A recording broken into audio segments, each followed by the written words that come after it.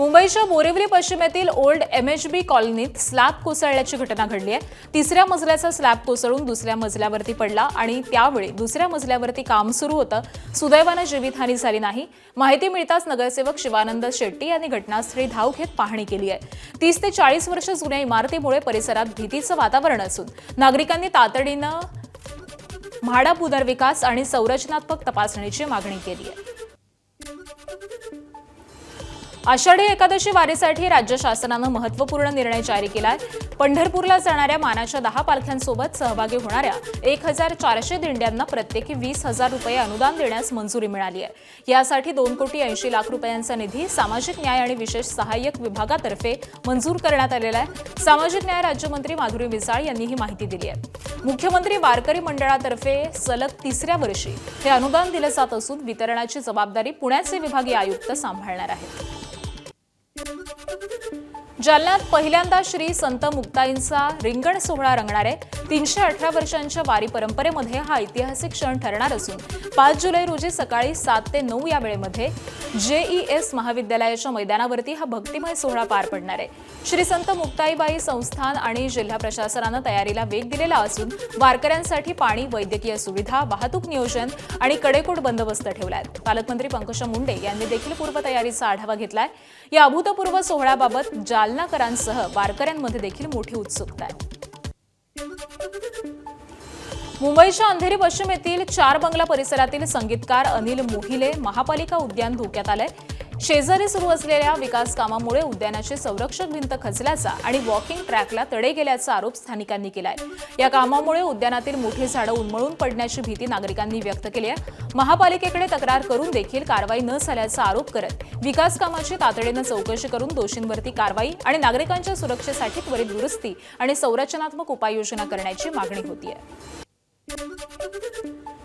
नाशिकमध्ये सिंहस्थ कुंभमेळ्याच्या अनुषंगाने विविध भागांमध्ये काम सुरू आहे। आगामी सिंहस्थ कुंभमेळ्यामध्ये गर्दीचं नियोजन करण्याच्या हेतूने रामकुंड परिसरासह इतर लक्ष्मीनारायण आणि तपोवन भागामध्ये नव्याने घाट बांधण्याचं काम सुरू आहे। येणाऱ्या भाविकांना अमृत स्नान करण्यासाठी कोणतीही अडचण येऊ नये यासाठी नवीन पूल आणि घाट बांधण्याचं काम वेगात सुरू आहे।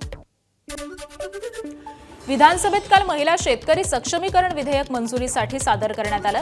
यामध्ये शेतजमीन नसली तरी शेतीपूरक व्यवसाय काम करणाऱ्या महिलांना देखील शेतकऱ्यांचा दर्जा दिला जाणार आहे। शेती पिकांची लागवड, बीज उत्पादन, पशुसंवर्धन, कुक्कुटपालन, दुग्ध व्यवसाय या वापर आणि विक्री इत्यादी सर्व शेतीविषयक कार्यामध्ये सहभागी महिलांना शेतकरी दर्जा मिळणार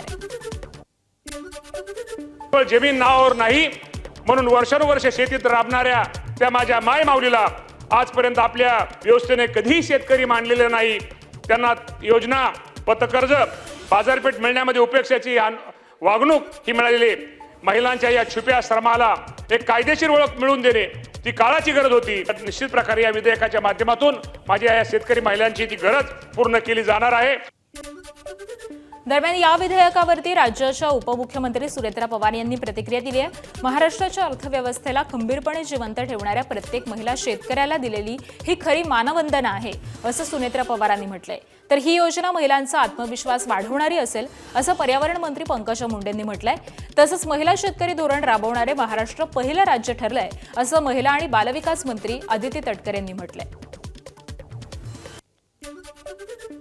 महिला शेतकरी सक्षमीकरण विधेयक हा केवळ कायदा नाही तर मातीत जीव ओतणाऱ्या काळ्या आईला, हिरवं गोंदणाऱ्या आणि महाराष्ट्राच्या कृषी अर्थव्यवस्थेला खंबीरपणे उभं ठेवणाऱ्या प्रत्येक महिला शेतकऱ्याच्या श्रमाला, सन्मानाला आणि हक्काला दिलेली ही खरी मानवंदना आहे। सगळ्या योजना आता आम्ही सुद्धा पशुसंवर्धनमधनं शेतीचा दर्जा दिलेला आहे। तर मला वाटतं याच्यामध्ये सगळ्यात जास्त माझ्या खात्यामधनं मला या स्त्रियांना न्याय देता येईल। सगळ्यात जास्त पशुपालक शेतकरी स्त्रियांना आपल्याला सक्षम बनवता येईल आणि खूप सुंदर ही योजना होईल। महाराष्ट्र सुजलाम सुफलाम आणि ग्रामीण महाराष्ट्र अत्यंत कंटेंट म्हणजे समृद्ध असं जीवन जगेल असा मला विश्वास आहे। एक असा निर्णय सुद्धा पुढच्या कालावधीमध्ये पुढे यावा जेणेकरून महिला शेतकऱ्यांना प्रमाणपत्र देत असताना काही त्यांच्या शारीरिक क्षमतेनुसार जर शेतीचे अवजार आपण तयार केले तर याच्यामध्ये उत्पन्न हे महिला शेतकऱ्यांना अधिक मोठ्या प्रमाणामध्ये त्या ठिकाणी उपलब्ध होऊ शकेल आणि तोही या धोरणाअंतर्गत निर्णय हा आपण लवकरच घ्याल या संदर्भामध्ये तीळ मात्रही शंका माझ्या मनामध्ये नाही। बालभारतीच्या इयत्ता 6वीच्या पाठ्यपुस्तकातील लोकनृत्य धड्यावरून मोठ्या वादाला सुरुवात झाली आहे. धड्यामध्ये एकूण 5 लोकनृत्यांचा समावेश करण्यात आलाय, मात्र त्यापैकी फक्त एकच महाराष्ट्रातील आहे. बाकीचे 4 लोकनृत्य प्रकार हे इतर राज्यामधील आहेत. महाराष्ट्रातील लावणी, लेझिम, धनगरी नृत्य, गोंधळ, कोळी नृत्य, पोवाडा यांच्यासारख्या समृद्ध लोकपरंपरेला पुरेसं स्थान न दिल्याची खंत ज्येष्ठ साहित्यिक श्रीपाद भालचंद्र जोशी यांनी व्यक्त केली आहे. 6वीच्या वर्गामध्ये शिकणाऱ्या विद्यार्थ्यांना महाराष्ट्रातील लोकसंस्कृतीची व्यापक ओळख करून देणं हे आवश्यक होतं. प्रत्येक विभागानुसार लोकसंस्कृतीचा समावेश करता आला असता, मात्र तसं झालेलं नाही. त्यामुळे पुस्तकात नव्यानं सुधारणा करण्याची मागणी श्रीपाद जोशी यांनी मुख्यमंत्र्यांना पत्राद्वारे केली आहे. आपल्या सरकारचं गेल्या काही वर्षांपासून धोरणच हे चाललेलं आहे की मराठीचं शक्य तितकं अवमूल्यन करायचं, मराठी संस्कृती शक्य तितकी बाजूला ठेवायची, मराठी भाषा शक्य तितकी बाजूला ठेवून इंग्रजीला आणि हिंदीला प्राधान्य द्यायचं. त्याच्यातून अशा गोष्टी उद्भवतात, हिंमत वाढते अधिकाऱ्यांची सरकारच्या अशा धोरणांमुळे. मुद्दा असा आहे की 6वीच्या पुस्तकामध्ये जी मुलं नुकतीच प्राथमिकमधून आलेली आहेत यांना महाराष्ट्रातल्या लोकनृत्यांबद्दल तुम्ही सांगणार की आधी जगातल्या सगळ्या प्रकारांबद्दल सांगणार? 10व्या वर्गापर्यंत जी मुलं आपल्या हाताशी आहेत ना, दरवर्षी काय सांगायचं काय नाही, कोणत्या पद्धतीने आणि किती हे ठरवणाऱ्या काही संस्था, यंत्रणा, तज्ज्ञ हे आहेत ना सरकारजवळ. मग त्यांनी काय केलं? राज्यात ऑपरेशन टायगरच्या चर्चा पुन्हा एकदा रंगू लागल्यात. ठाकरेंच्या शिवसेनेतील 6 खासदार आणि 1 आमदार पक्ष सोडून गेल्यानंतर आमदार सचिन अहिर यांनी शिंदेंच्या शिवसेनेमध्ये प्रवेश केलाय. यानंतर अहिर यांची उपसभापती बिनविरोध निवड झाली. या घडामोडीनंतर सचिन अहिर यांनी ठाकरेंच्या आणखी काही नेते लवकरच शिंदेंच्या शिवसेनेमध्ये प्रवेश करतील असा दावा केला होता. आता आमदार बच्चू कडू यांनी अहिर यांच्या वक्तव्याला दुजोरा दिलाय. सचिन अहिर आले, आता त्यांची क्रिकेटची टीमही येणार असा दावा करत आणखी खासदार आमदार शिंदेंच्या शिवसेनेमध्ये येतील असे संकेत बच्चू कडूंनी दिलेत. दरम्यान मला सेटल होऊ द्या, रन्स करू द्या, मग इतरांना देखील आणतो असं मिश्किल वक्तव्य सचिन अहिर यांनी केलंय. आता सचिन आला तर त्याची टीम येणार ना क्रिकेटची. त्याच्यानं कसं आहे, हा सत्तेतल्या मित्राला झटका आहे आणि सत्तेच्या बाहेरच्या लोकांना झटका आहे आणि सचिन सोबत टीम आल्याशिवाय राहणार नाही. सचिन ही काफ़ी है ना, टीम की क्या जरूरत है? पहले मुझे तो मैच खेलने दो, कुछ स्कोर मुझे बनाने के बाद दूसरे प्लेयर को लाऊंगा. दरम्यान ठाकरेंच्या शिवसेनेचे आमदार सुनील शिंदेंनी देखील शिंदेंच्या शिवसेनेमध्ये प्रवेश करणार असल्याच्या चर्चांना उधाण आलं होतं.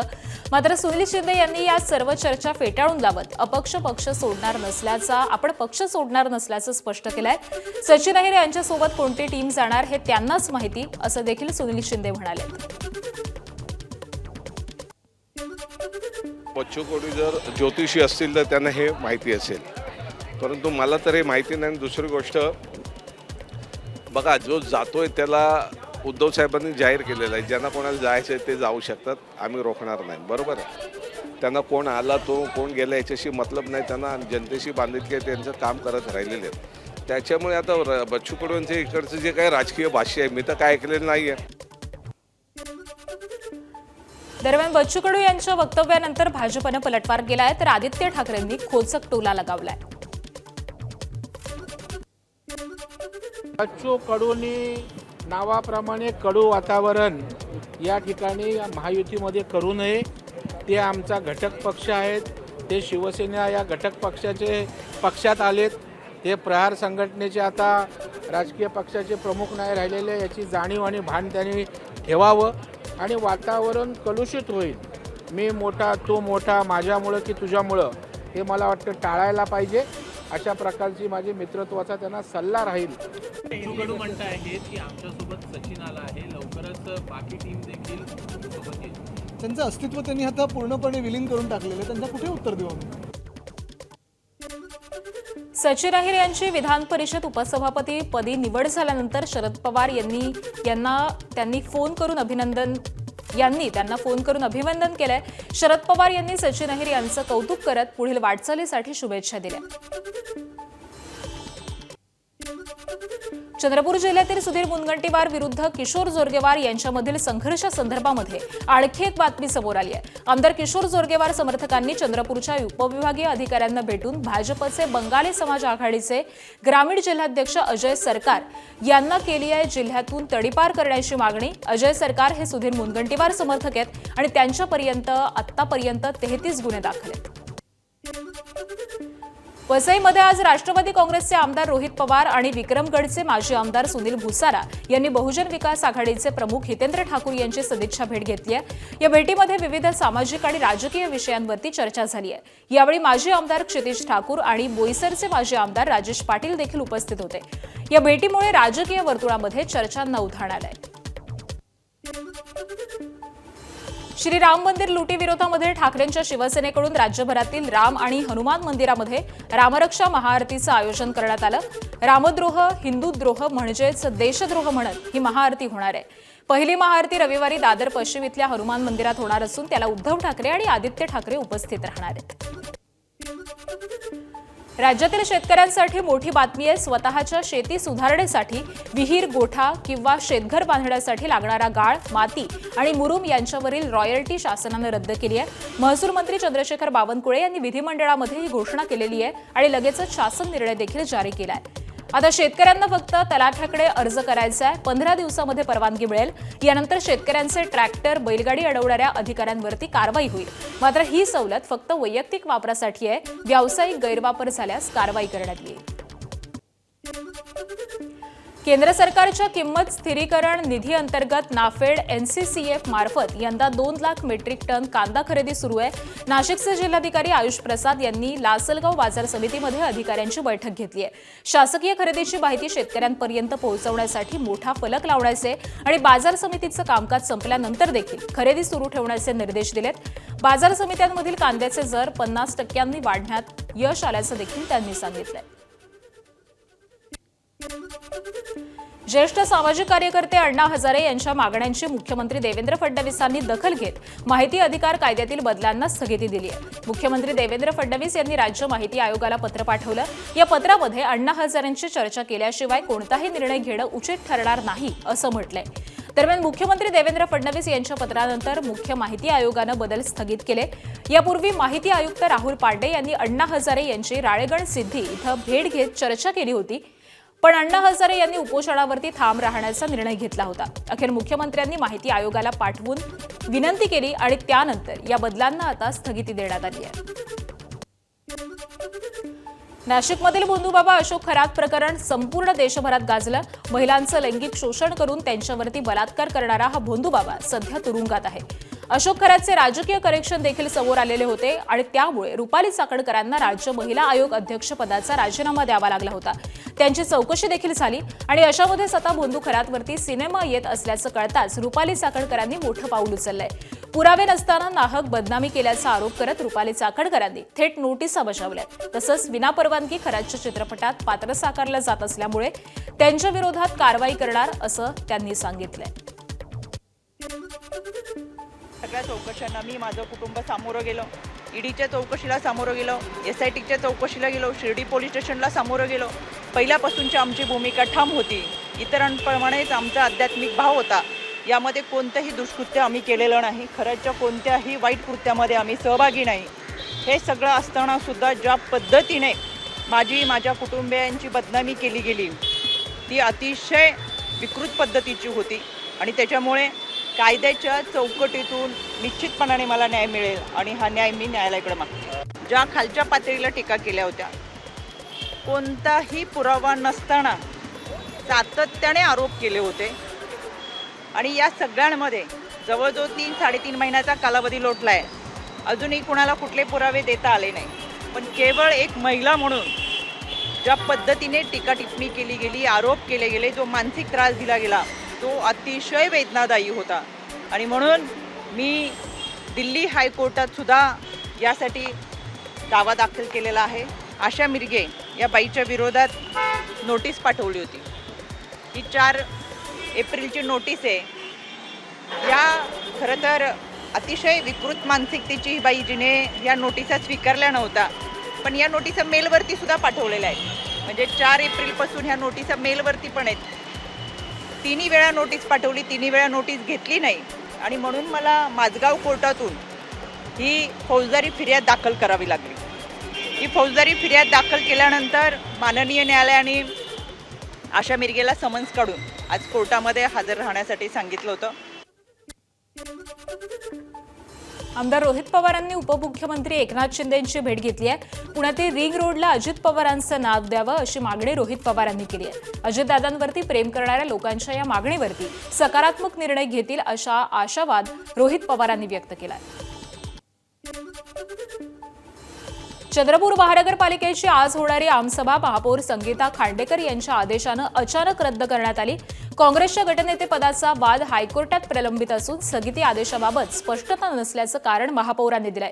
मात्र आमदार किशोर जोरगेवार यांचे समर्थक बलराम डोडाणी आणि तुषार सोम यांनी स्वीकृत सदस्य पदासाठी अर्ज दाखल केलेला असून त्यावरती भाजपचे गटनेते चंद्रशेखर शेट्टी यांची देखील सही आहे. आजच्या सभेमध्ये त्यांनाच संधी मिळणार असल्यानं भाजपचे नेते सुधीर मुनगंटीवार यांच्या गटात खळबळ उडाली आणि तातडीनं आमसभा रद्द करण्याचा निर्णय घेतल्याची चर्चा सुरू आहे. एबीपी माझा, उघडा डोळे बघा नीट.